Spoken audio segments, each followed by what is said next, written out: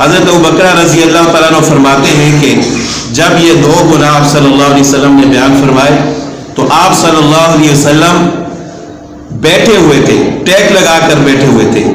وَقَانَ مُتَّكِئًا، اور جب تیسرا گناہ بیان فرمایا تو ٹیک لگا کر ٹیک چھوڑ کر آگے ہو کر بیٹھ گئے. یعنی اس گناہ کی طرف خصوصی توجہ دلائی رسول اللہ صلی اللہ علیہ وسلم نے. ٹیک چھوڑ کر آگے ہو کر بیٹھ گئی تھی. غور سے سنو، یہ جو آنے والا گناہ میں بیان کر رہا ہوں یہ بہت خطرناک ہے. تو وہ آپ صلی اللہ علیہ وسلم نے فرمایا کہ قول الزور، شہادت الزور او قول الزور، جھوٹی گواہی دینا یا جھوٹ بولنا.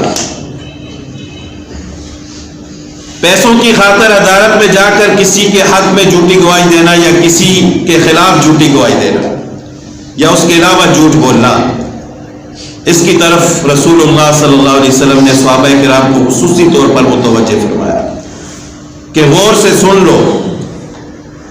اور یہ الفاظ آپ صلی اللہ علیہ وسلم مسلسل کہتے رہے، شہادت الزور، شہادت الزور.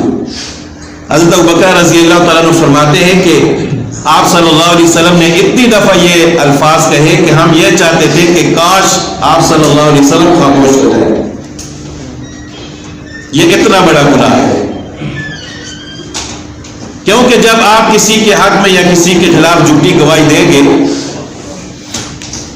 تو یہ ایک قسم کا بہت بڑا ظلم ہے.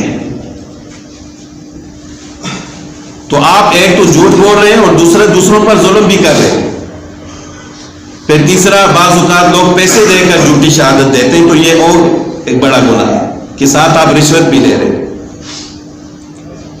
تو آپ صلی اللہ علیہ وسلم نے فرمایا کہ شہادت الزور یہ بھی ایک کبیرہ گناہوں سے بھی بڑا گناہ ہے، یعنی جس کی آپ صلی اللہ علیہ وسلم نے بہت سخت